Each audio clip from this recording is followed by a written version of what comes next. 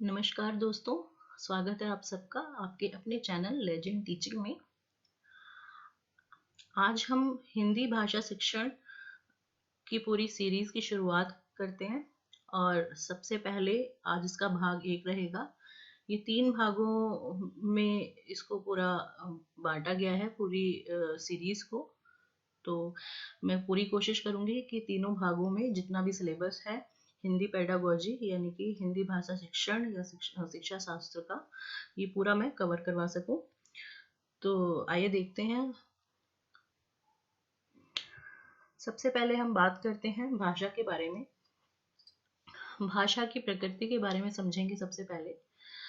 तो भाषा की प्रकृति के बारे में समझने से पहले एक बात पर हम बात करते हैं, वो बात है कि संप्रेषण की। संप्रेषण जो है वो बहुत ज़्यादा महत्वपूर्ण प्रकार्य माना जाता है भाषा का। संप्रेषण मतलब कम्युनिकेशन। तो मैं कुछ इस तरीके से पढ़ाऊंगी जो इंग्लिश और हिंदी वाले जो है दोनों कैटेगरी के स्टूडेंट्स हैं वो इसको अच्छे से समझ सकें।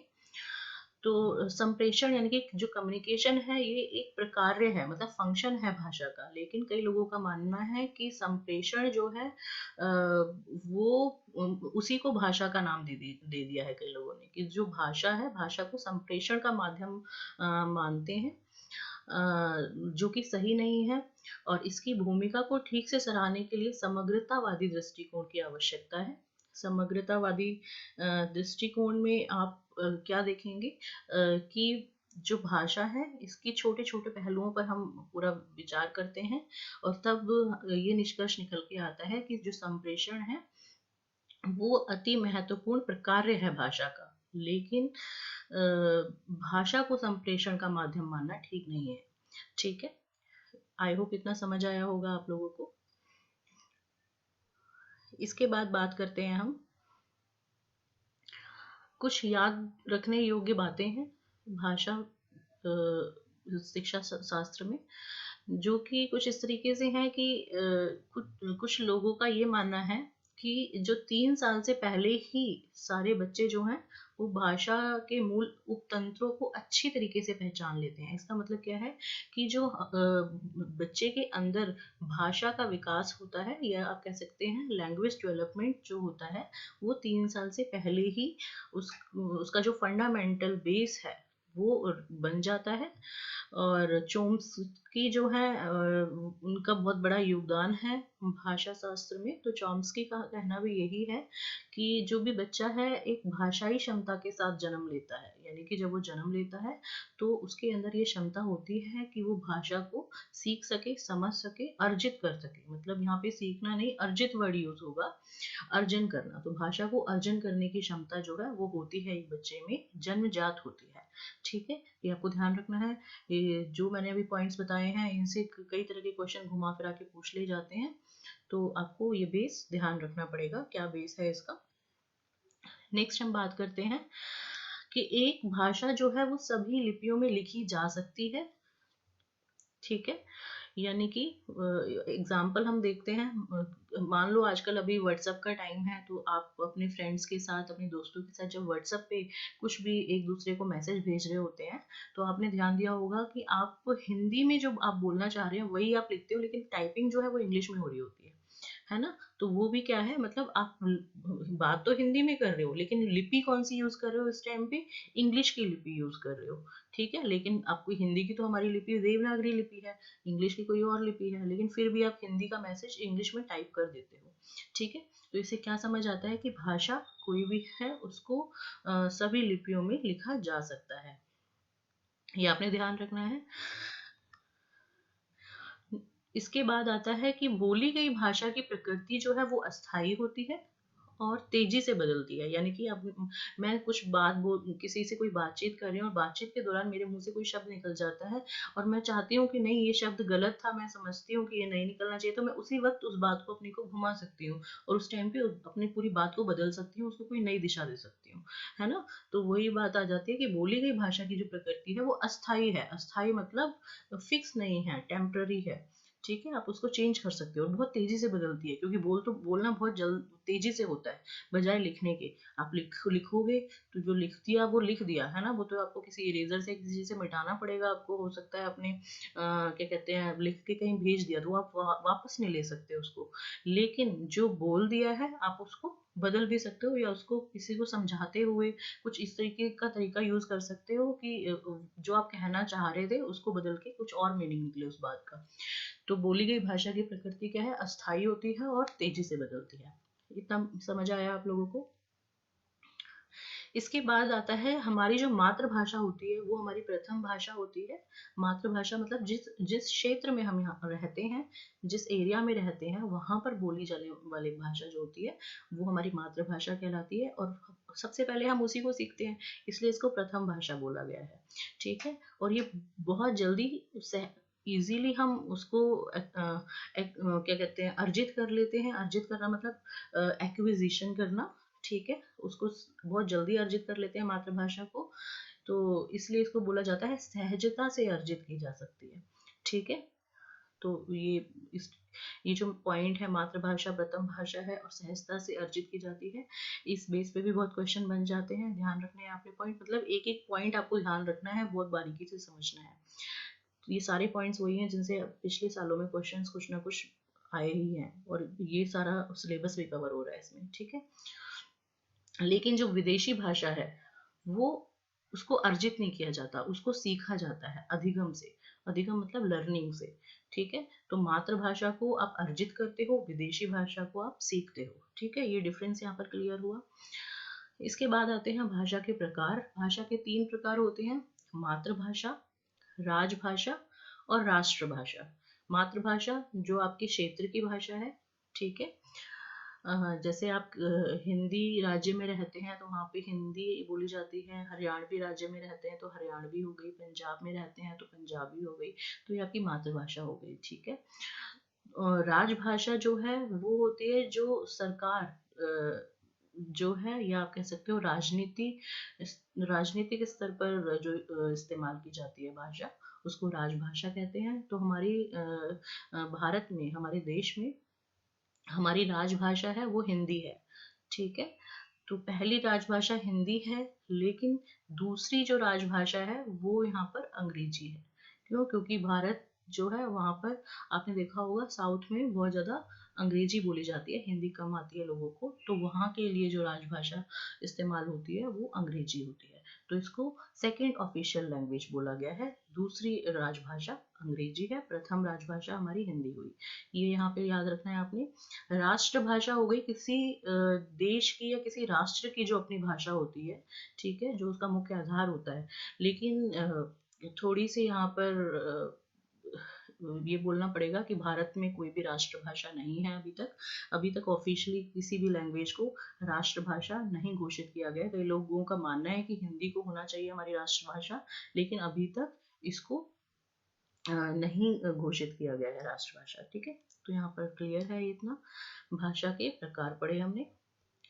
इसके बाद आता है भाषा शिक्षण में सहायक कारक, कि भाषा का जब शिक्षण होता है तो कौन कौन से कारक हैं जो इसमें सहायता करते हैं, जो इसमें हेल्प करते हैं।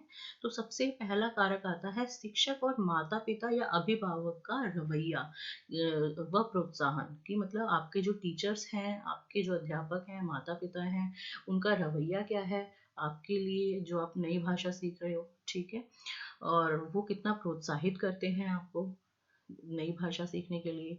अभिरुचि कितनी है आपके अंदर, अगर अभिरुचि है किसी चीज के लिए, रुचि है, तभी आप वो चीज सीखोगे, नहीं तो कोई भी नई चीज सीखना बहुत मुश्किल हो जाएगा। आपके अंदर बुद्धि कितनी है, बुद्धि मतलब आपका इंटेलिजेंस कितना अच्छे से काम करता है नई भाषा को सीखने में। अभिवृत्तियां इसमें होती हैं। ठीक है, अभिवृत्तियों का भी बहुत ज्यादा योगदान है। अभिप्रेरणा, कितना मोटिवेशन है। सत्तावाद, सत्तावाद का मतलब ये हो गया कि कुछ ग्रुप ऑफ पीपल जो हैं उनका भी बहुत ज़्यादा, जिनकी सत्ता चलती है, यानी कि जो मेन अथॉरिटी हो गए है ना, उनका भी बहुत ज़्यादा फर्क पड़ता है भाषा शिक्षण में। ठीक है, मानव जाति केंद्रवाद, जो मानव जाति का केंद्रवाद है वो भी बहुत ज़्यादा इसमें सहायक है। ठीक है, इतना समझ आया आपको? यहाँ पर अभिवृत्तियां मैं आपको बताना भूल गई। अभिवृत्तियां आपका होता है एटीट्यूड। ठीक है, आपका एटीट्यूड कैसा है सीखने के लिए। तो आई होप इतना सब क्लियर हुआ होगा आपको। नेक्स्ट है गार्डनर व लैम्बर्ट। गार्डनर व लैम्बर्ट जो है, इन्होंने अपनी थ्योरी दी थी। इनका कहना ये था कि द्वितीय भाषा सीखने वाले की अभिप्रेरणा उसकी अभिवृत्ति और इच्छा शक्ति पर निर्भर करती है। मतलब कि बच्चा जितना जल्दी जितना ज़्यादा उसके अंदर अभिवृत्ति होगी और जितनी इच्छा शक्ति होगी उतनी ही उसके अंदर अभिप्रेरणा होगी। अभिप्रेरणा मतलब मोटिवेशन होगी उतनी, और जितनी ज़्यादा मोटिवेशन होगी, ठीक है, उतना ही क्या होगा, वो ज़्यादा भाषा को सीख सकेगा। ठीक है, वह उन भाषिक और अभाषिक विशेषताओं के साथ पहचाना जाए जो लक्ष्य भाषा बोलने के साथ जुड़ी रहती है। इनका ये भी मानना था कि अगर आप किसी लैंग्वेज को, किसी भाषा को सीखते हो तो आपको सिर्फ एक उसको शौक के लिए या फिर किसी छोटे पर्पस के लिए नहीं सीखना है, आपको उस भाषा को बोलने वालों के साथ भी जुड़ा रहना है। ठीक है, अगर आप उस भाषा को बोलने वालों के साथ जुड़े रहते हैं तो निसंदेह आप ज़्यादा सीखेंगे। ठीक है, क्यों? क्योंकि आपको वो परिवेश, वो एटमॉस्फेयर मिलेगा उनसे बातचीत करने का। जितनी ज़्यादा बातचीत करेंगे उतनी ज़्यादा आपको भाषा की नॉलेज होगी। इसमें कुछ याद रखने योग्य बातें हैं। इसमें दो तरीके की अभिप्रेरणा के बारे में बात करते हैं ये, जो गार्डनर और लैम्बर्ट हैं। एक है समाकलित अभिप्रेरणा और एक है यांत्रिक अभिप्रेरणा। अभिप्रेरणा दो तरीके की है। समाकलित का मतलब है कि आपका जो टारगेट है, आपका जो लक्ष्य है, वो ये होना चाहिए कि जो भाषा बोलने वाले हैं, है ना, उनके साथ में आपका जीवंत संवाद स्थापित हो। जैसे आप अभी हिंदी आती है आपको, आप इंग्लिश सीखना चाहते हैं, तो जब आप इंग्लिश सीखते हैं तो आपका मेन एम ये होना चाहिए कि इंग्लिश पर्सन जो है, जो इंग्लिश बोलने वाले हैं, आप उनके साथ जीवंत का संवाद स्थापित कर सकें। आप उनके साथ मिलजुल के उनके साथ आपस में कम्युनिकेशन अच्छी कर सके, उनकी चीज़ों को सीख सके। ठीक है, ये सारा कुछ आपका एम होना चाहिए। दूसरा है यांत्रिक अभिप्रेरणा। यांत्रिक अभिप्रेरणा में जो नई भाषा सीखी जाती है वो सिर्फ रोजगार के लिए सीखी जाती है। ज़्यादातर आपने देखा होगा यांत्रिक अभिप्रेरणा ज़्यादा है हमारे देश में, सिर्फ रोजगार के लिए ही लोग अंग्रेजी सीखते हैं। इस वजह से क्या होता है, वो ज़्यादा इसको अच्छे से नहीं सीख पाते, क्योंकि यांत्रिक अभिप्रेरणा जो है वो कम मददगार है, कम सहायक है। समाकलित अभिप्रेरणा अगर होगी तो आप जो है लैंग्वेज या भाषा जो है इजीली और अच्छे तरीके से सीख सकते हैं। जो गार्डनर और लैम्बर्ट के सिद्धांत हैं उसमें कुछ कमियां बताई गई। तो सबसे बड़ी कमी थी कि इसमें व्यापकता की कमी बताई गई। व्यापकता मतलब कि समग्रता। ठीक है, समग्रता मतलब इसमें कुछ चीज़ों की कमी थी, जैसे सामाजिक, सांस्कृतिक, जनसांख्यिकी कारकों की जो भूमिका है वो भी बहुत ज़्यादा महत्वपूर्ण बताई गई, लेकिन जिसकी कमी इसकी थ्योरी में थी। ठीक है, और इसमें ये भी बोला गया कि विभिन्न भाषाओं पर नियंत्रण, भाषा प्रयोग की पद्धति, अंग्रेजी में परिचय का स्तर, परिवार में अंग्रेजी का प्रयोग, स्कूल के प्रकार, समुदाय का आकार, तनाव का स्तर आदि कारक भी नजरअंदाज नहीं किए जा सकते हैं। ये भी कुछ लोगों का मानना था। तो ये यहाँ पर कमी थी इसमें। इसके बाद आते हैं संवैधानिक प्रावधान व त्रिभाषा सूत्र पर। तो हम जब अपने संविधान की बात करते हैं तो भारतीय संविधान में 17वें भाग में धारा 343 से लेके 351 तक और 8वीं अनुसूची में भाषाओं के ही मुद्दों को शामिल किया गया है। भारत की जो राजभाषा है वो देवनागरी लिपि में हिंदी ही होगी। ये कहाँ पर लिखा गया है? धारा 343 एक में। ठीक है, प्राथमिक स्तर पर जो माध्यम है बच्चों को पढ़ाने का वो उनकी मातृभाषा ही होनी चाहिए, ये भी संविधान में कहा गया है। तो ये बात आ गई संविधान की, ध्यान रखना है आपने। इसमें कोठारी कमीशन आया था आपका। कोठारी कमीशन ने त्रिभाषा का सूत्र दिया था। त्रिभाषा में 3 तरह की भाषाएं पढ़ाने का प्रावधान था बच्चों को। पहली भाषा आपकी आती है मातृभाषा। इन्होंने बोला कि प्राथमिक स्तर पर मातृभाषा ही पढ़ानी चाहिए बच्चों को, क्योंकि जो छोटे बच्चे हैं वो मातृभाषा में चीज़ें जल्दी समझ सकते हैं और उनको अपने विचारों को व्यक्त करने में, कोई भी बात कहने में आसानी होती है। दूसरी भाषा जो है वो है हिंदी। दूसरी भाषा क्या चुन सकते हैं जो बच्चे हैं? हिंदी राज्य में अंग्रेजी, या अन्य आधुनिक भाषा। मतलब अगर कोई हिंदी राज्य है, जैसे हरियाणा की हम बात करते हैं, हरियाणा हिंदी राज्य है, तो यहाँ पर अंग्रेजी का ऑप्शन आता है दूसरी भाषा में। जो बच्चा है दूसरा सब्जेक्ट अपनी भाषा का क्या ले सकता है, या तो अंग्रेजी लेगा या फिर कोई दूसरी दूसरी भाषा लेगा।